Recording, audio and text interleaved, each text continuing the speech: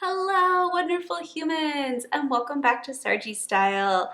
I'm Sarge, and it is so great to have you here today. If you are new to my channel, welcome, and if you are a returning viewer or subscriber, welcome back. I hope that everyone is doing as well as possible given everything going on in the world right now. So I realized recently that throughout my time on this channel, I have not really given y'all much of a backstory as to how I got to be where I am. I haven't given y'all a lot of information in terms of my health story, my health journey, and all of those things. And I apologize for that. I didn't mean to. I think really it's just a topic that is hard for me to talk about. So instead of looking back, I've been trying to look forward.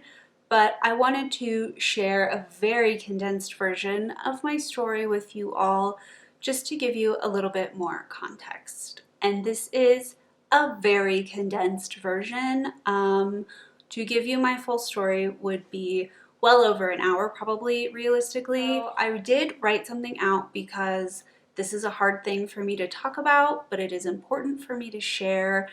And also my brain my brain fog is next level these days, so I'm having to do the best I can with what I have. So I'm going to read this for you all so that I can actually be somewhat coherent in my story. But without further ado, here is the short version of my story and how I got here. My story is not a simple one. I was a small baby born early. My mother had placenta previa, meaning an emergency C-section, and a couple days after I was born, I had hernia surgery. After being born, I was on a heart monitor for several months. I believe it was 6. As a kid, we didn't know that I lived with primary immunodeficiency or that I was born missing key parts of my immune system. I was simply known to always catch what was going around. We didn't think much of it. I was diagnosed with generalized arthritis around age 15. You may be going, what the heck? I should mention that I started studying classical ballet when I was about 2 years old and spent my entire adolescence studying classical ballet. I did gymnastics. I was a cheerleader. So I was very active. I was a runner, all of those things. So my joints had received a lot of use by the time I was 15. So it's not totally shocking that I developed arthritis at that age, but it also now in retrospect is like, oh, duh. But okay. Well, just so you all know, I was extremely active, and that was part of why my joints were as weak as they were. So I was diagnosed with generalized arthritis around age 15, and then at age 17, I contracted a strep infection that was not properly treated. The infection spread throughout my body and ended up making itself cozy in my joints. The doctors didn't understand what was happening at the time. This was the early 2000s. We had very different science back then. The doctors didn't understand what was happening at the time, but said that the infection had gone to the weakest part of my body, which was my joints. That arthritis probably saved my life. Thank goodness. After that, my health began to deteriorate in various ways that my doctors couldn't explain. The following year, I contracted a case of mono that landed me in the hospital multiple times. Just as I was recovering from the mono, I had surgery to remove a cyst on my uterus. This was in 2005 and a week after I graduated from high school. After that, my health continued to slowly deteriorate with chronic and unusual infections, numerous ovarian cysts, food sensitivities, and early stages of weakness and fatigue. I was in college at this point and working very hard in school and at my multiple jobs. None of my doctors knew what was going on or how to help me, so I learned the importance of taking care of myself very early on. When I was about 20 years old, my neurological problems began to show up. At the time, I was an avid rock climber, and while at the gym one day, a friend of mine noticed that I kept falling off. That I kept falling off of a beginner level route. This was not like me. With a look of concern, they asked me to grip their hand. I couldn't. And so the adventures of my neurological chaos began. I would have times where I was totally functional and then suddenly would be very, very sick, suffering from non-epileptic seizures, partial paralysis, migraines, and more. In 2009, I graduated from the University of Colorado with terrible health and still no answers. I kept looking, knowing in my heart that it wasn't all in my head. I was working multiple jobs at the time to support myself, saving up for the inevitable crashes that I had come to expect. During those crashes, I would be out of work and knew that I needed to have a savings to rely on. It was during this time that I was told by my doctors that I was making everything up, that it was all in my head, and they would no longer see me unless I took the mental health medications that made me have self-hurting, ending self-ideation. I don't know how to say that without getting flagged. But the medications gave me a desire to hurt self, and they also caused me to stop eating and to stop sleeping. Basically, I was a wreck. When I reached out to my physician with concern, her response was, well, that's just what happens with these meds. If you choose not to take them, then we will not treat you anymore. I went a little off script, but I wanted to clarify. I left Western healthcare completely after that and sought every alternative specialist I could find. I literally tried everything. I had started doing yoga in high school at the request of my pediatrician to help with my arthritis, and one of my journeys led me to yoga therapy. And my adventures in yoga therapy led me to becoming a certified yoga teacher, which I loved very, very much. So I guess it wasn't all bad. In 2012, I met my now spouse, Lee. I had been pretty stable for a while when we first met. Like I said, it's always been cyclical for me. I had been in a good period for almost 2 years when we first met, pretty stable. But shortly into us meeting, that changed, and I had my very first non-epileptic seizure in front of him. My bladder and pelvic pain was also starting to get worse and worse every day, along with my neurological health. I was fed up with being told that it was all in my head, but after asking enough times, Lee finally convinced me to give seeing a Western doctor just one more chance. My body was falling apart, and he begged me to try one more time. I will forever be grateful to him. Thanks to Lee, in August of 2013, at the age of 27, I was finally given my first diagnosis of interstitial cystitis, and everything changed. They believed me. They actually believed me. And they wanted to help. After almost 10 years of searching, someone finally grabbed my hand to help me.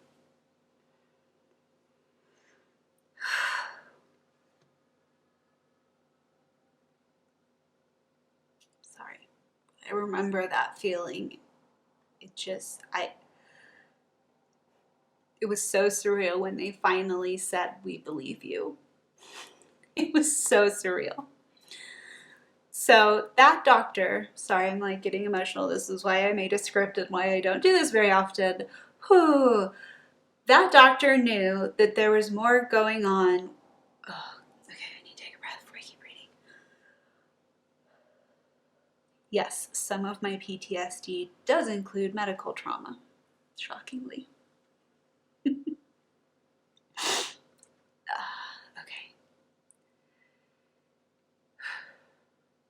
After 10 years of searching, someone finally grabbed my hand to help me.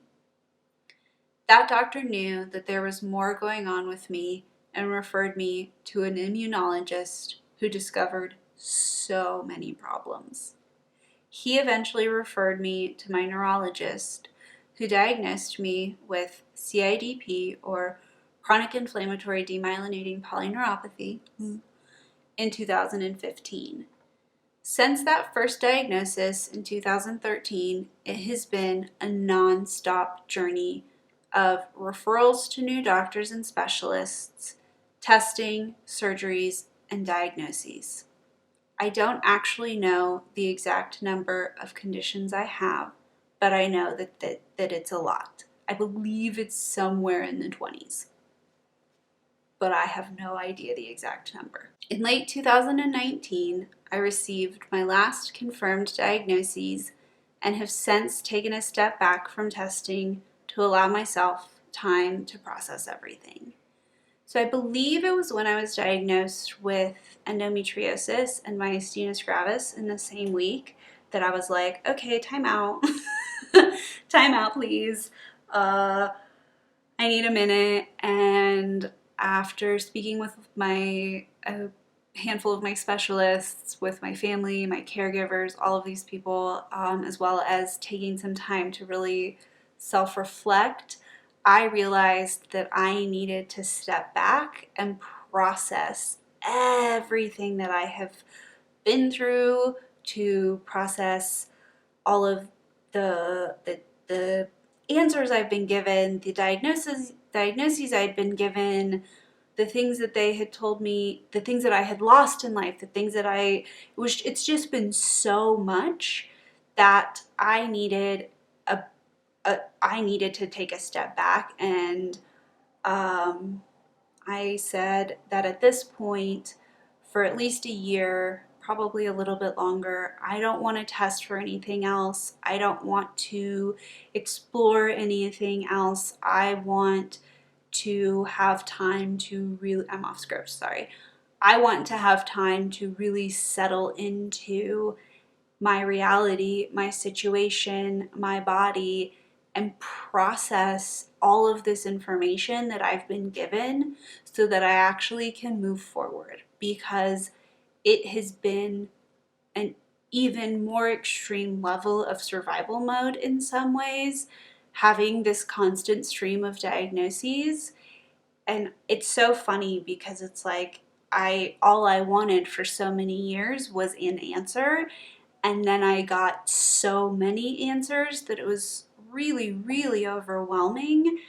And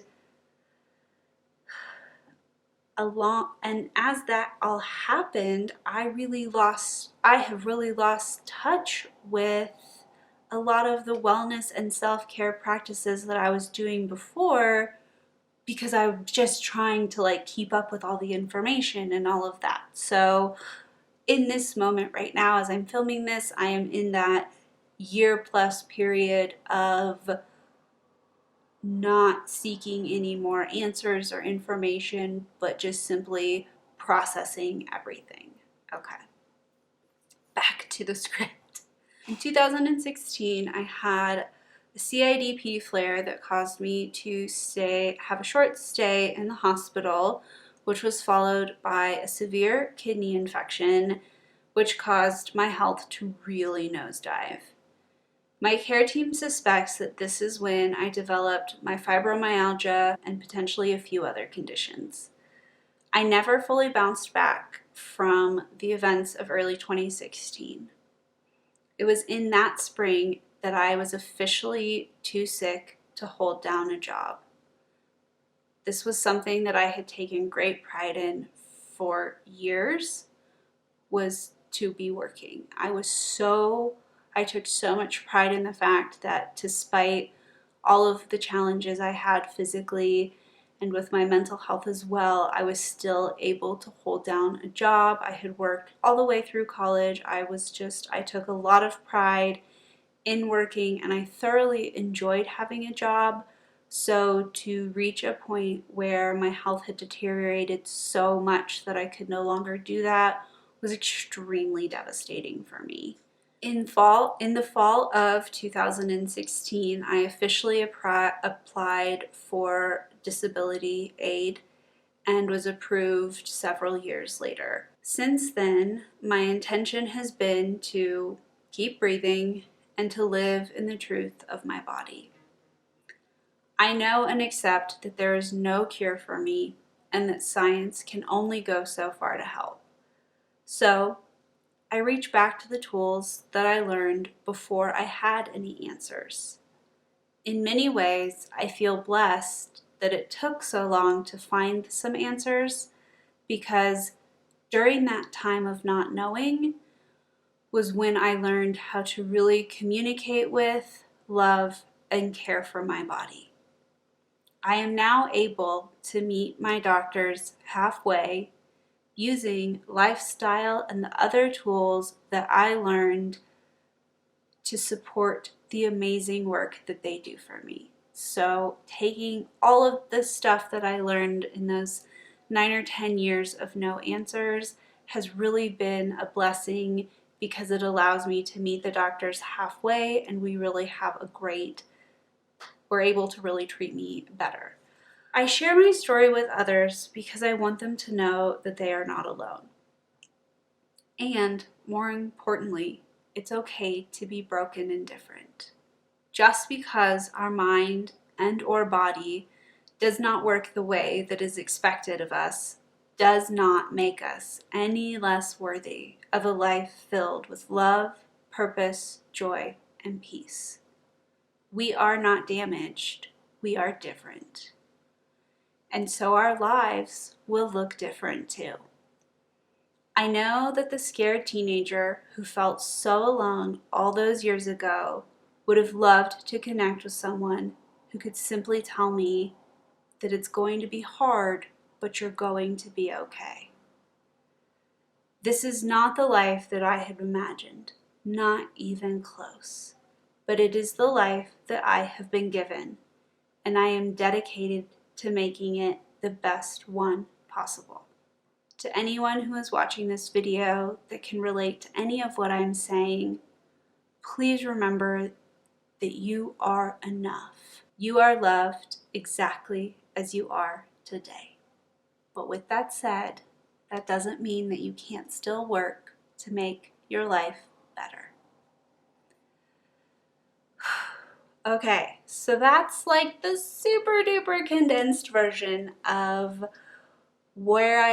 of my life, of how I got to be where I am, of how I ended up being in this situation, and why I am doing what I'm doing. It really was, I woke up sick one day and I've never been the same again. It happened like that, but also very slowly. So that is my story. I can't just like tie it up with a little bow. It doesn't have an end. There is no end. There is no happy ending for me, because, well, yes, the fact that I'm alive is my happy ending. That's my victory, is to be alive, to be breathing, to be talking to you right now. That is my victory. However, I know that several of the conditions that I live with are not ones that they can cure. There is no such thing as cure for me. There is so much damage that has been done to my body, and a lot of my conditions are also degenerative. So we don't know what the future holds for me, but I do know that I'm going to take it one day at a time and do the very best that I can with the body that I have been given. Like I said, this is not the life that I expected for myself. It's not the life that I worked as hard as I did to end up having, but it's what I've been given, and I want to do everything in my power to make it as positive as possible. So that's my story. Thank you so much for taking the time out of your day to hear what I have to say. If y'all are interested in more details, a longer version, anything like that, please let me know. It's definitely a lot. I really struggle to tell my story because it is so complicated. It is so interwoven, and it's never ending because I'm still on this path. It's not as if I was sick and then got better. No, that's not how it worked. That's not the situation of my life. But if you want to hear more details, if you want more videos talking about what I have been through, please let me know in the comments below. I would really appreciate it. But regardless, thank you for taking the time out of your day to hear what I have to say. I genuinely appreciate it, and I hope that you enjoyed this video and got a little bit more insight into who I am and where I'm coming from. Please remember to always be kind to yourself, be kind to others, spread love, not hate, spread compassion and not judgment. No matter where you are in this big, beautiful world of ours, please stay safe, and I hope that you have the best possible rest of your day or night. Thanks so much, and I'll talk to y'all again soon. Sending love. Bye.